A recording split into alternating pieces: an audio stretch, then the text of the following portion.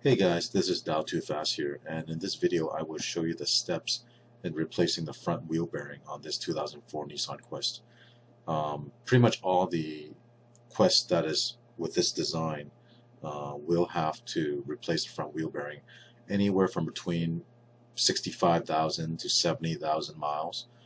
Mine went at about 70,000, and if you go to the dealer, it's going to cost quite a bit. The parts alone is $190, and plus labor, it could run you $400 or $500 per side.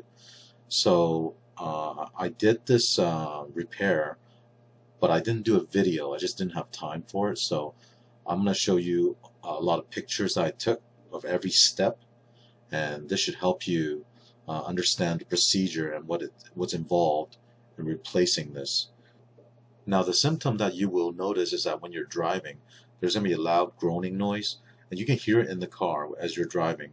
The noise will vary when you're turning and how fast you're going, but as the days and weeks go by and months go by, it will get worse and worse. It's going to get louder and louder. And I did a video, which you'll see in a second here, showing some clicking noise on the passenger side. So have a look at this right now.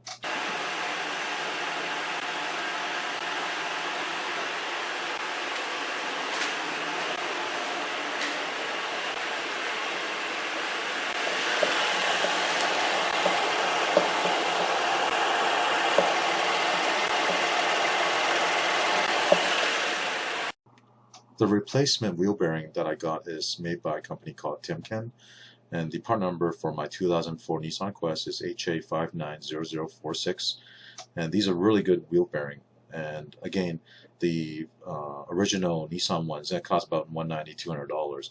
These ones you can get anywhere from $120 to $130 on the internet.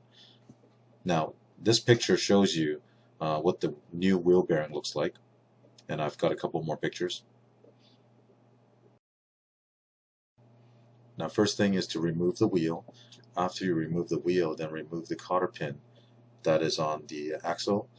And once you get that removed, then you need to use a 32mm 6-point socket. And if you have an impact wrench, that'll help a lot.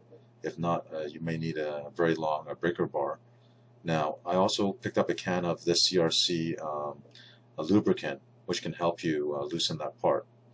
Once you loosen the axle nut, remove it. If you go to the back of your brake, you'll see two large 22mm bolts that holds a bracket, and that bracket basically holds your rotor in, and also it will allow you to remove the brake caliper assembly altogether. So you remove that and just put it aside, get a hanger or something like that and put it aside. At this point, you'll be able to remove your brake rotor. Just put this aside. And if you look at the back, there's going to be a black wire that runs down. That is your ABS sensor. You need to remove this first. You got to be very careful with this and don't break it off, because the ABS sensor is very, very expensive to replace, and you don't want to make a mistake here. So what I did was to spray some lubricant on the ABS sensor. There's going to be a 10mm bolt. You need to remove that and carefully slide that ABS sensor out. With the sensor removed, just put it aside so you don't do any damage to it. On the back, you'll see 4 bolts, and in this picture I'm showing you the 2 at the bottom, and there's 2 more on top, and these are the bolts that's holding the wheel bearing, and they're 17mm, so you need to remove all 4 of these. Now for me, I had to use an extension just to get to it. With the 4 rear bolts removed, the heat shield can come off now, and also the wheel bearing can come out, and hopefully yours is not seized in there. You might have to give it a few knock with a hammer and then basically remove the wheel bearing. I also cleaned up the area, some of the surface rust, so that it's easier for the new parts to go in. And once you have that cleaned up, then you put the heat shield back on. Install the new wheel bearing and make sure you line up all the holes, all 4 holes, including the heat shield. And then from the back, install the 4 bolts. And you want to tighten those 4 17mm bolts to 44 foot-pounds. Then reinstall the ABS sensor. And for the ABS sensor, the 10mm bolt needs to be tightened to 15 foot-pounds. Then reinstall the axle nut, and the 32mm axle nut needs to be tightened to 92 foot-pounds.